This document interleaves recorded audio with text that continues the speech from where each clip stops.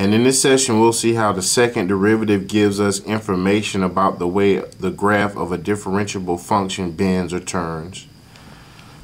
If we take a look at the theorem, it says that y is equal to f of x be twice differentiable on the interval I if the second derivative is greater than 0, which means if the second derivative is positive, the graph of f over the interval I is concave up.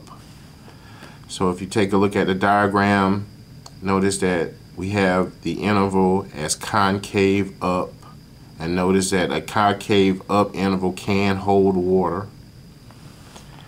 The second part of the theorem says if the second derivative is less than 0 or if the second derivative is negative, then the graph over the interval I is concave down. And concave down cannot hold water. Next, we'll talk about the point of inflection. And the point of inflection is where the concavity changes. And if we take a look at the two examples, the blue graph changes from concave down to concave up as we read it from left to right. And the graph of the red function changes from concave up to concave down. The second derivative test for local extremes says that if the first derivative evaluated at 0 and we take those values, substitute them into the second derivative, and if the second derivative is less than 0 or negative, then f has a local maximum. Likewise, if the first derivative is evaluated at 0 and those numbers are substituted into the second derivative, and if it yields something greater than 0 or positive number, then we have a local minimum. So let's take a look at an example.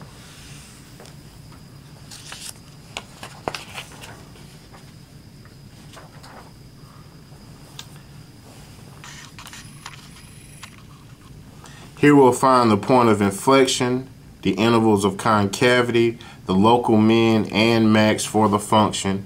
Y is equal to x cubed over 3 minus x squared over 2 minus 2x plus 1/3. First, we'll find the point of inflection.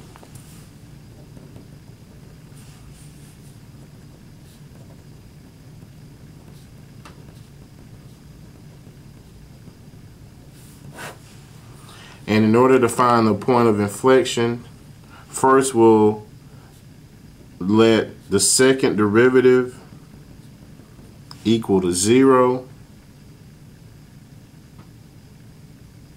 And then we'll substitute those values into our original equation.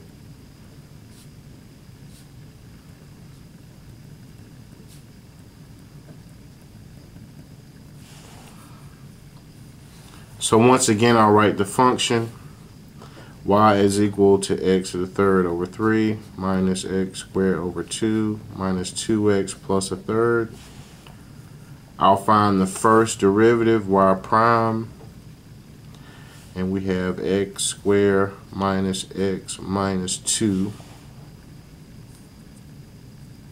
Next, I'll find the second derivative, which is 2x minus 1. I'll simply take that second derivative and set it equal to 0. And we have x is equal to 1/2.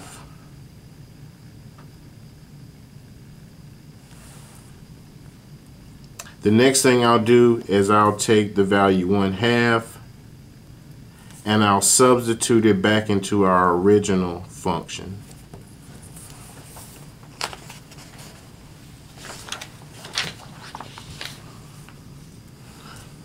So we have y is equal to x to the third over 3.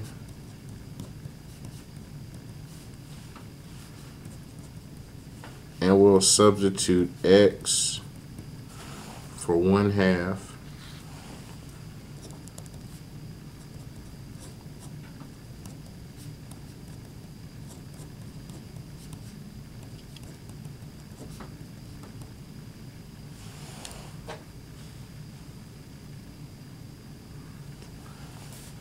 We have y is equal to 1 over 24 minus 1 over 8 minus 1 plus a third.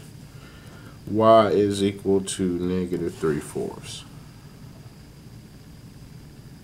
So we have our point of inflection, which lies at the coordinates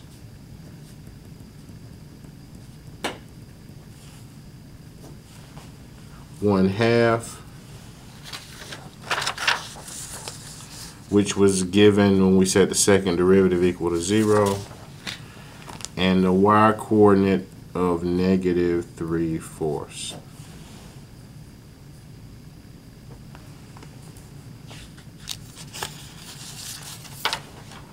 Next, we'll find the intervals of concavity.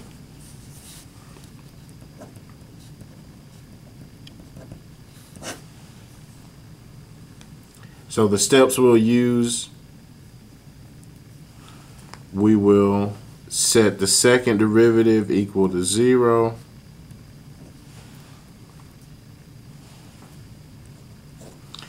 We'll use this number or numbers to subdivide our interval.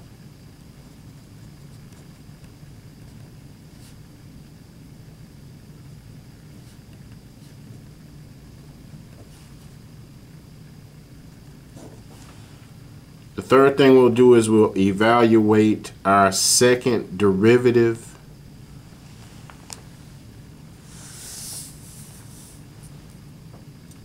For values in between our intervals, and we'll use the following rule, which says that the second derivative, if it's greater than 0, our graph is concave up.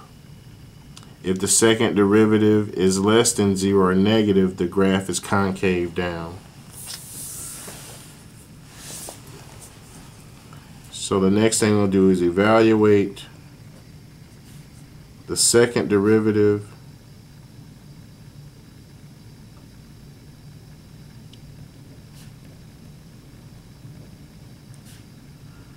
within the intervals.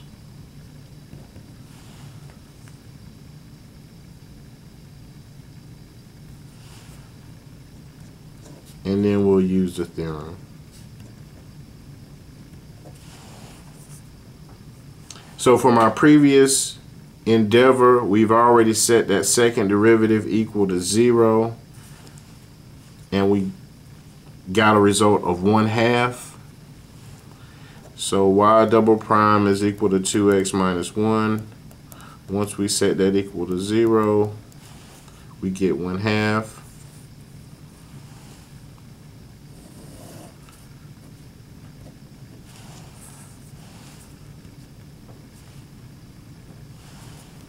So we'll subdivide our interval based upon our values that we receive when we set our second derivative equal to 0. The next thing I'll do is I'll take values within the interval, substitute them back into the second derivative, and we'll use the theorem. So in the interval from negative infinity to 1/2, I'll use negative 1. And in the interval 1/2 to positive infinity, I'll use the number positive 1. So I'll simply take the second derivative, I'll evaluate it at negative 1. So we have 2 times negative 1 minus 3.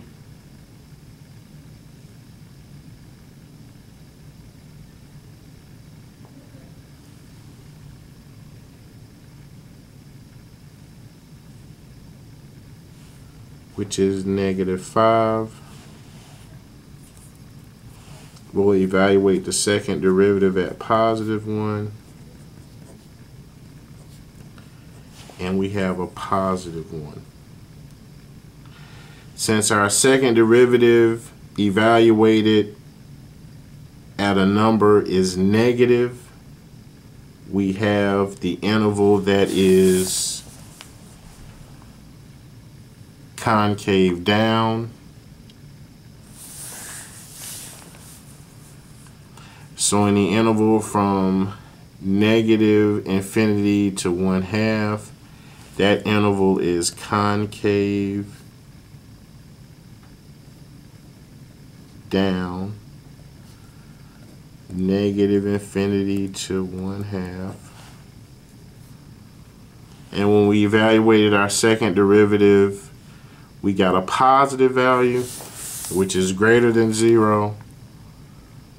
So the definition says that if our second derivative is positive, the interval is concave up.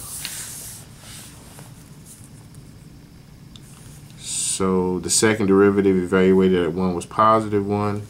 So in the interval from 1/2 to infinity, that interval is concave up.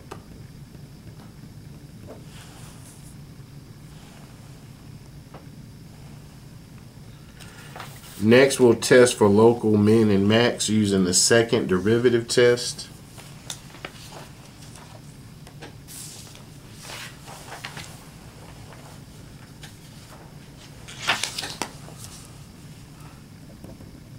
So we'll find the local min and max using the second derivative test. So the first thing we'll do is we'll set our first derivative equal to 0.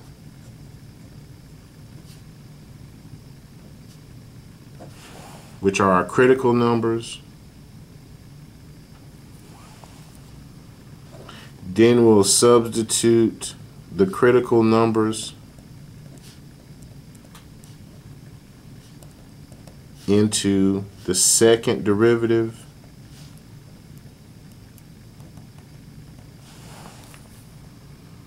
And once we substitute our critical numbers into our second derivative, we'll then use the theorem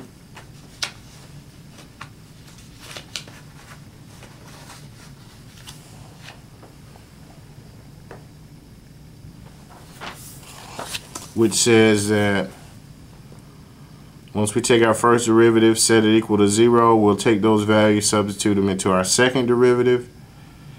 If that second derivative evaluated at the critical number is negative, we have a local maximum. If it's positive, we have a local minimum.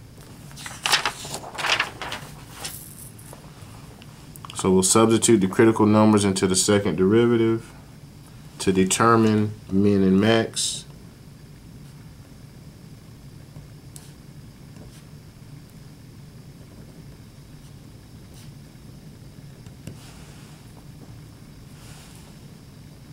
And lastly, we'll substitute the critical numbers into our original function.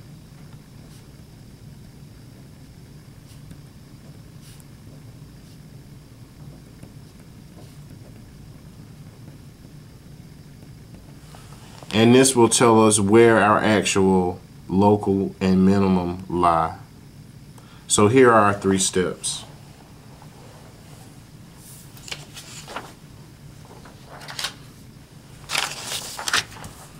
So first we'll find the critical numbers.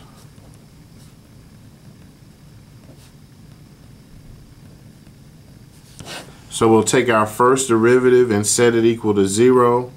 So once again our function is x to the third over 3 minus x squared over 2 minus 2x plus a third. The first derivative is x squared minus x minus 2. We'll take this first derivative, x squared minus x minus 2. We'll set it equal to 0. We'll solve it for x.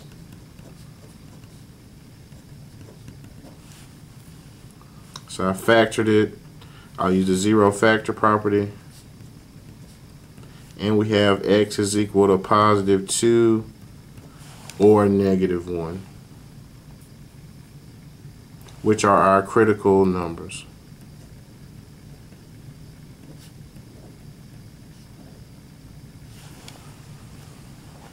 Now we'll take these critical numbers, we'll substitute them into our second derivative, and that'll tell us where our minimum and maximums are. We'll then take the critical number, substitute them into our original function, and that'll give us the coordinates of the minimum and the maximum.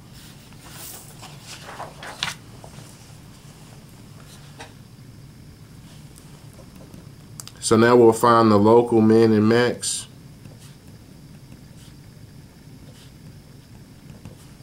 So once again, our critical numbers are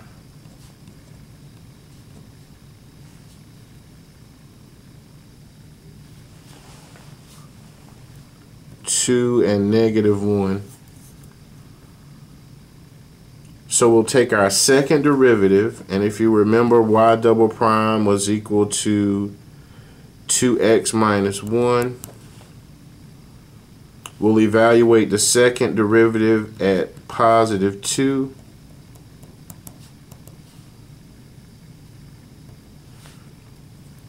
We get a +3. We'll take the second derivative, evaluate it at -1.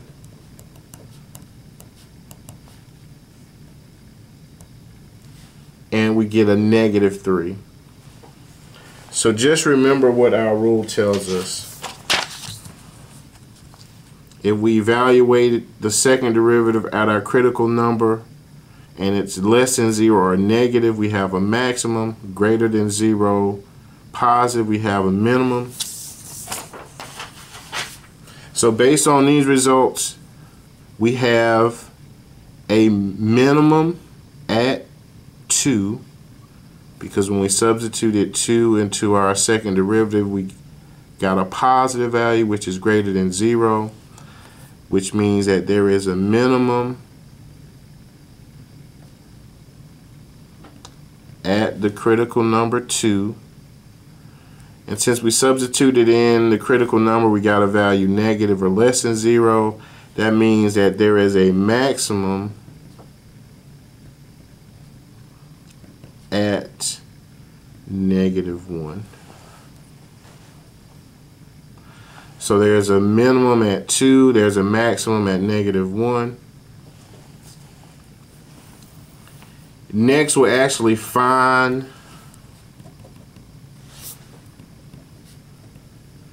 the coordinates of the min and max. So I'll evaluate the original equation at our critical numbers 2 and -1.